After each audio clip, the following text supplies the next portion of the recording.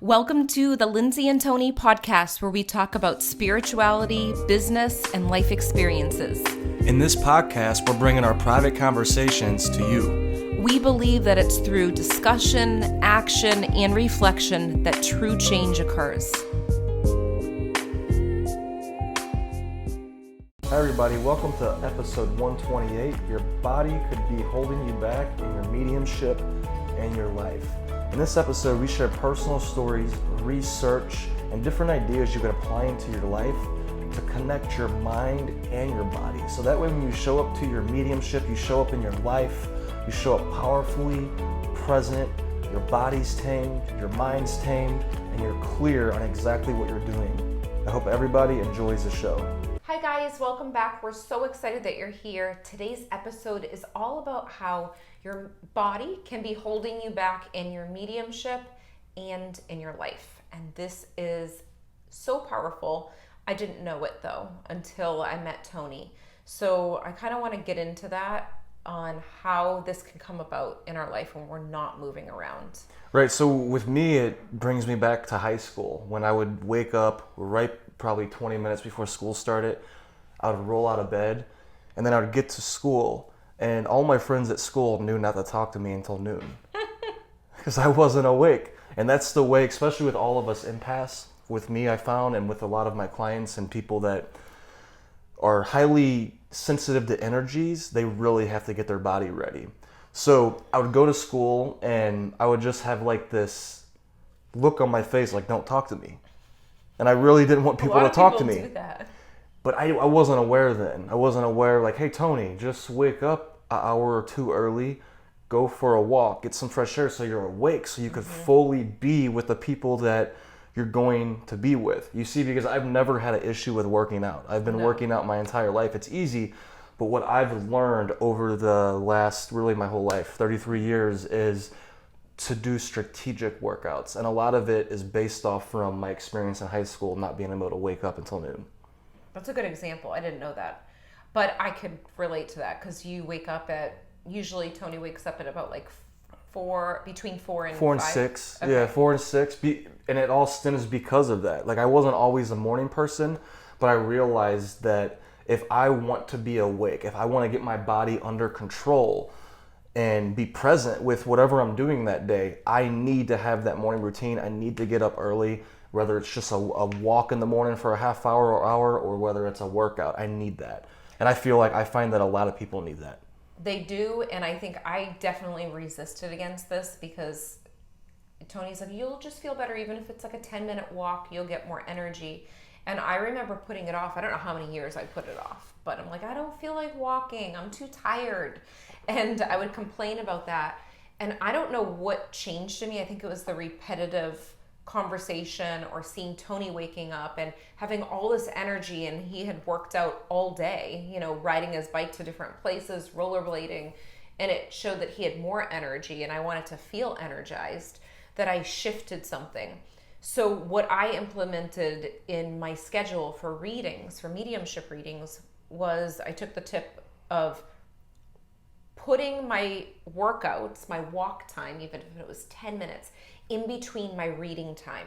So I would have 2 readings in the morning and 2 in the afternoon. That's how I was doing it before. And right in the center, that's when I was like, oh my gosh, I don't know if I'll make it till those other 2. Tony's like, well, what if you just walk a little bit? And finally, I'm like, fine, I'll go outside. Or Romeo was nagging at me to take him outside for a walk, so I had to. So he was like a little angel for me also. And what I noticed was when I included those walks in between my readings, I felt almost like I didn't do the other 2 in the morning. It cleared something within me where I had this burst of energy, and it makes sense. Because I did some research even for my mediumship members in my mediumship group. And that's the thing that I wanted to mention too, is like you brought up, and I'm going to let you share that. I didn't mean to cut you off there, but you brought up, I don't know what it was over the years. Maybe it was the conversations, maybe it was all this. I think it was a combination of all of what you're going to hear in this episode. And I love that you're going to this study, because I feel like that's a big part of what made it click for me over the years, was doing the scientific research on this, which Lindsay's going to share some of it with you, and I have something else for you after that, because I think that connecting both of the brains, because we could just tell you, hey, we worked out and then we felt better from Right. that. Or you could work out and you're going to get stronger. Or, all these things you hear in PE growing up, work out so you have a physical body. But I never tied it together with your mind is your body is your mind, and they both impact each other. They're actually all one. So They are. I wanted to share that before you got to that. No, that's true. And I'm like definitely a research person where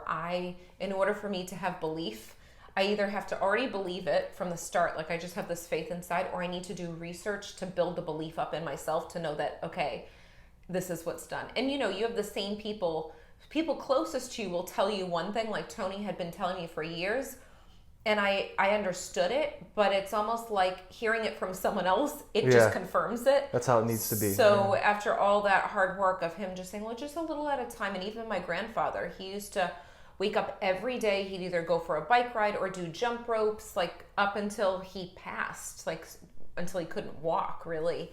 He was doing that. So I grew up seeing that too. But I think it is a mix of everything. So hopefully this will make a little small imprint inside of your mind to think, maybe I can do this, and it could make my readings or my day go by no matter what you do in your life. But I'm talking about mediumship right now. So one thing that I discovered with walking when I was doing my research for my group was it does improve anxiety levels. It does boost your self-esteem. There's research that has figured that out. It also helps with a negative mood. If you're in a negative mood, walking helps that. And this is important because when it comes to readings, you can easily feel like your self-esteem is at a low place if you have a reading that's not going as planned. So imagine adding a walk just before the reading to boost up your oxygen levels, or right after your reading, how clearing that is for your mind. The other thing it helps is it reduces social withdrawal. That's a huge thing with mediums. Like us being so sensitive, very empathic, sometimes we do want to withdraw from social interactions too, wouldn't you think? Yeah, and I totally agree with that by walking, I'm ready to go be social again. Before that, I might have all this congested energy that most of it's probably not even mine that I'm holding on to. I go for a walk, boom, it releases, I'm ready, I'm clear again. Right. That makes sense. And then the other thing is they did a study with some people for experiments. Some people were sitting down and some people were standing up and walking. And they wanted to see who could come up with more new ideas. And they found in the study that the people that were actually walking and moving around, preferably outside walking, they had more ideas. So that shows that the mind is more in a clear space to think properly. Do you know how powerful it is for mediumship? Because you need your space cleared when you're doing the reading. You need a clear mind to do the readings. Right. And it is Albert Einstein. He talked about it all the time. He would say, if I needed ideas, I'll just go for a walk. Right. And you know that anyone listening, if you've been to my events or you're my student, you know that I've spoke about at my audience events, I pace. Sometimes during my audience events, I'll start moving and I start moving the energy back and forth, and then I start doing the reading. So it just naturally comes up inside of me. And if you're getting a phone reading from me, I'm pacing around the room too. And for me, I find it moves something. And it literally, scientifically, it actually helps your oxygen levels. And the other thing that it does too, it helps, let's see, I just want to make sure I'm getting this right, because it's cortisol. I wanted to make sure I said that right. The hormones, they're adjusted in a certain way when you're walking. So this in turn, when it affects your hormone levels, it will give you a boost of energy.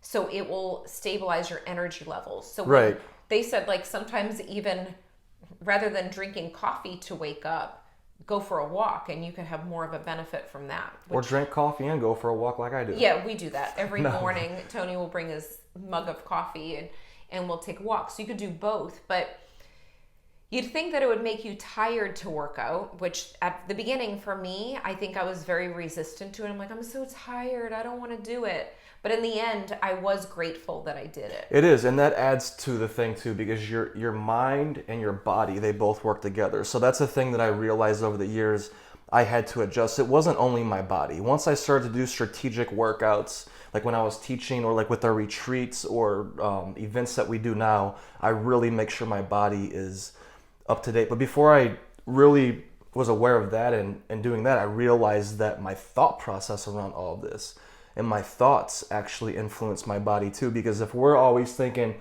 stressful thoughts, we're depositing this into our body. So you're not only soaking in other people's negative energy, you're doing that too. So over time, you start to put all these together where you realize, wait, I'm working out now and I'm doing all this, but I'm still feeling congested.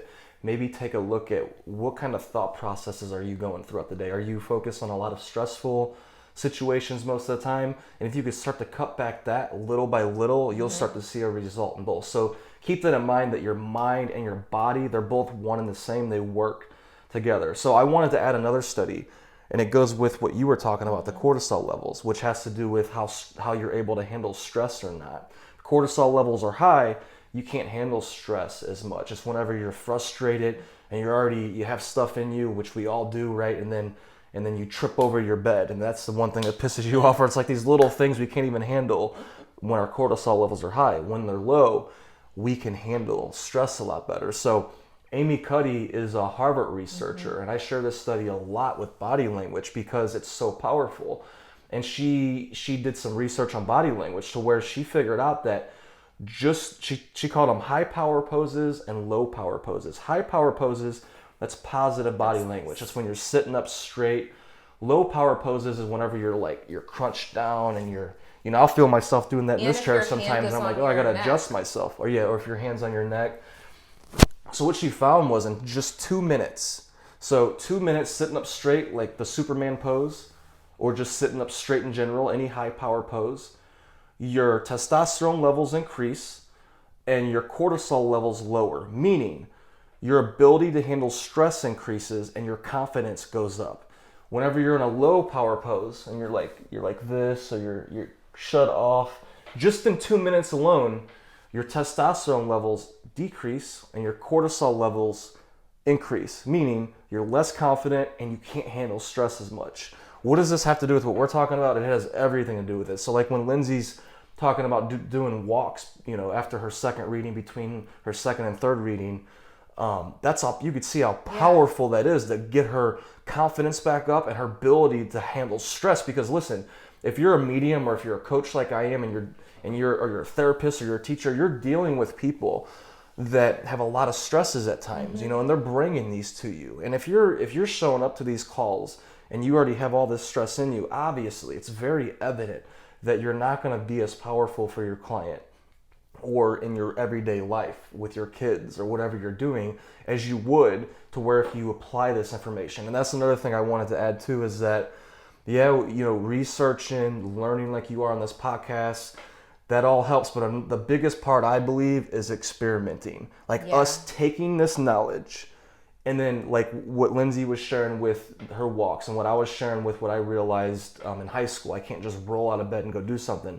So I start to work out in the morning. I started to, if I have an event at 7 o'clock at night, even though I worked out that morning, I would still work out at 4 or 5 o'clock right before the event, because I figured out a way to tame my body to where I'm ready for these big events, but not only that, but for the, we'll say, smaller events of life, to where I could be present and be powerful. And I think that experimentation is the biggest thing you could do here. So I would ask you guys a question is, how can you take this information we're sharing so far, and how can you run an experiment on your life to where you can apply it? Yes. So below right now, before this podcast episode ends, wherever you're watching this, if it's on YouTube, if it's listening on Podbean or watching on Facebook or Instagram, comment below and write down where you're going to implement some sort of movement exercise. It could be 10 minutes to start, 5 minutes to start. When are you going to put that in your day? It's going to be on your lunch break. Is it going to be in the morning before you see people? Is it going to be at night? When are you going to do this? And check in with us and post it so you're accountable, and come back and say, hey, I did it and this is how I felt. It might not be easy, because it wasn't easy for me at the beginning. I was resistant to starting it. Once I did, I felt like a new person. It's definitely a process. And I want to bring up something too with the power poses that you were mentioning. I'm thinking about the retreat that we did, and Tony went into detail about this study. And the psychic mediums in the group, they were so intrigued by this study. And when I had them do an exercise where they were blindfolded, one of the girls decided to stand in a power pose, and the other student had to, I want to say it was Elizabeth and Stacy. It was Elizabeth and Stacy. So one of them wanted to stand in the power pose, and I think that was Elizabeth. It was, It was Stacy. I think it was Stacy. Either way. Okay, yeah. Whatever it is, they actually bought me this cup. That's funny that I'm using this today. Well, I always use this cup. I love it. But one of them was standing like that. The other one was blindfolded, and they had to pick up energy. And whoever it was, the girl that was trying to pick up the energy said, I feel like this person's really strong and really confident, She's right? like, whoa, yeah. It's like, I think she even did a whoa. Yeah, she felt like all this energy. And it was interesting because she had put her arms like this. Right. And that just proves that this power pose and to us, it proves to it right away because we had just talked about it that day or the day before. It was, that something's shifting. But the point of that is when levels do shift with cortisol, anything that shifts it, you want to make sure you're doing more of. You know? Exactly. So if life's walking stressful is going enough. to do it, or standing up straight and moving your body. I know with my mediumship students, I have them sit down to do a reading and I have them stand up to do a reading. And they always resist standing up. They're like, oh, I have to stand up. Yes, stand up and try it out. And I'm mentoring a group of 2 groups. And one of the girls is like, I don't think I'm ever going to sit down and do a reading again. She's like, there was something that happened. I was so tired before I did the reading. And when I stood up, it was like a different energy. That's exactly how I feel about it too. Yeah. So it's something to think about. Well, it makes me think about this podcast. If it was my choice, I would be doing a walk-in podcast. Or like, but we have to sacrifice the people you're working with sometimes. And another thing is, I don't mind doing this, but I'm the type to where I'm like your student to where if I was walking doing this podcast, it'd be way easier for me. I feel like even though I would this like is to easy. stand up, but we would have to get a space that you could actually stand up and move around. But I feel like that too at times. But we did do a stand-up podcast, but we had to kind of stay in the shot. Remember in my parents' backyard? And I didn't. And we did it at the picnic island. Yeah, which was totally fine with that. That was more space, but or a different energy. I felt like because it was like breezy and we were whatever it was. But start to experiment with moving your body. And if you are a medium, you're an intuitive or some sort of coach or entrepreneur, you're just working in your day job and you want to try this out, share with us, please. We love to hear from you. We love hearing from you. Right, and even if at the end of this right now you could press pause, or at the end of the episode, go ahead and stand up for 2 minutes and do your power pose. Do that, put a timer on and do that, and just focus before you do it, maybe you could write down how you feel in that moment, or just take mental note. And 2 minutes later, write it down, take mental note. Just to do, once again, the experimentation. We're telling you this.